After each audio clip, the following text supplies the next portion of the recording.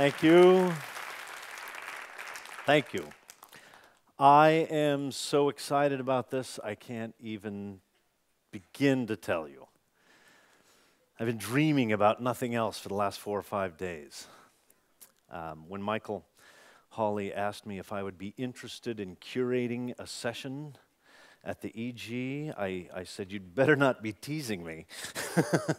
And he said, "No, take a few days and think about it." And I said, "I don't have to think about it because I already knew what I wanted to do and who I wanted to ask." And I'll tell you this about what you're going to see tonight.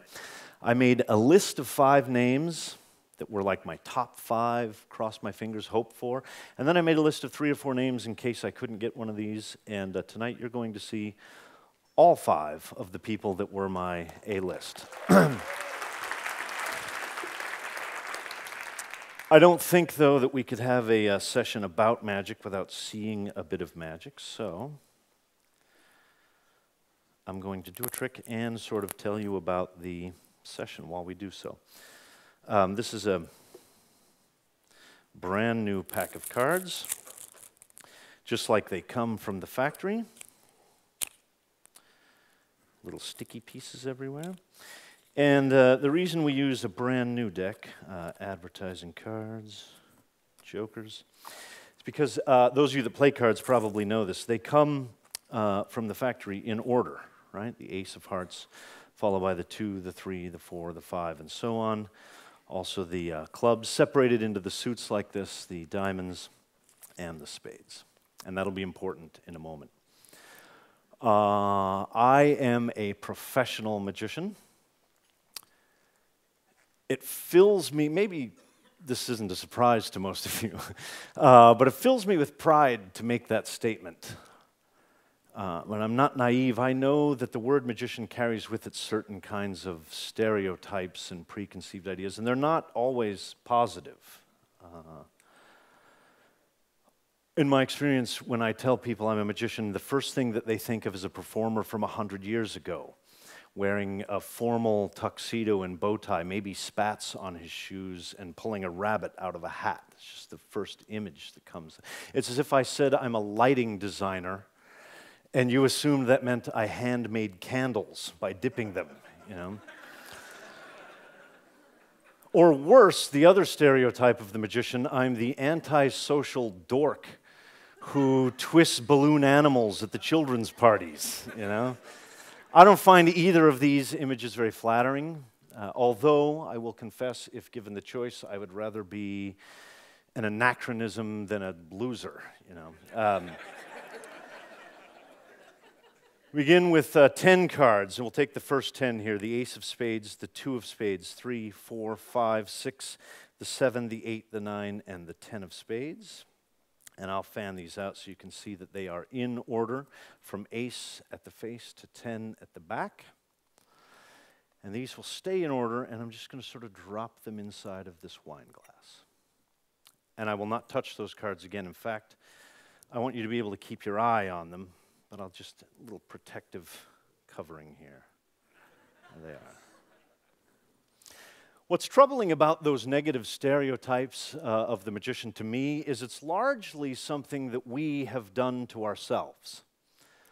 You know, there was a time not that long ago when magician was at the height of the entertainment industry as far as respect. There were touring shows that went nationwide, sold out everywhere. In vaudeville, a lot of the big headliners were magicians.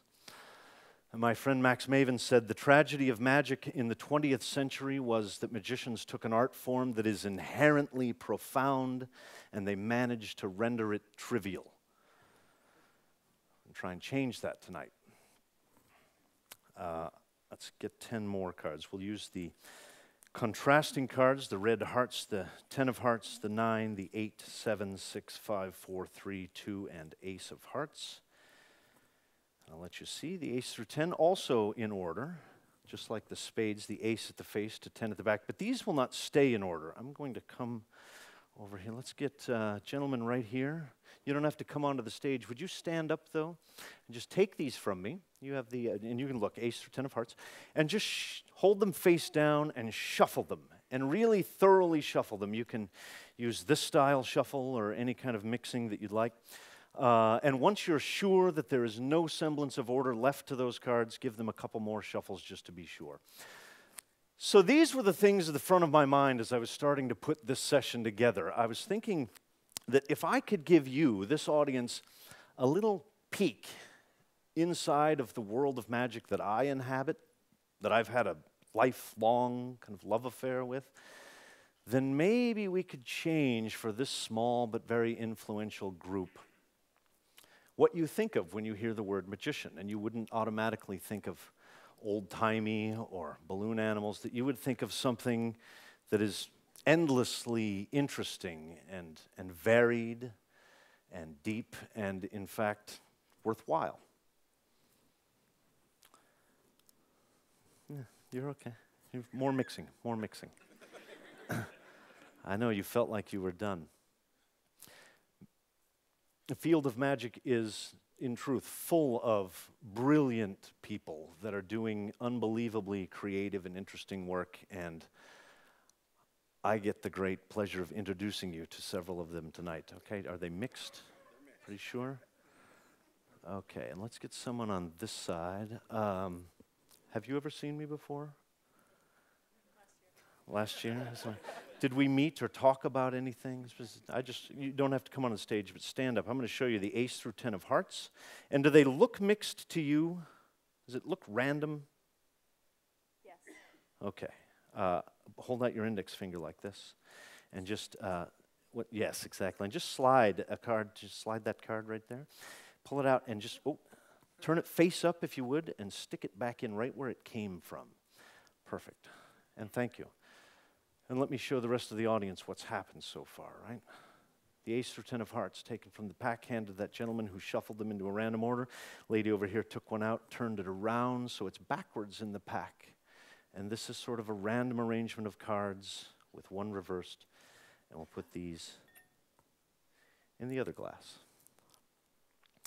Truth of the matter is that magic is among the most difficult of the performing arts, the most challenging. And it's because it encompasses everything that we celebrate here at the EG. It's about theater and performance and stagecraft.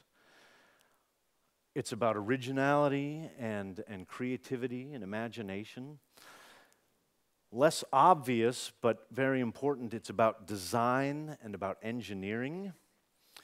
And maybe most importantly, it's about self-expression and meaningful storytelling and human connections. I said I wouldn't touch those cards, and I won't, but I am going to pick up the glass that they're in.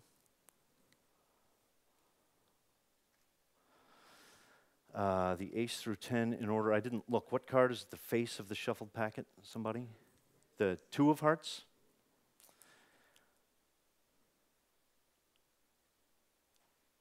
To dream of things that never were and things that couldn't be, and to coax them from imagination and into reality. Don't blink.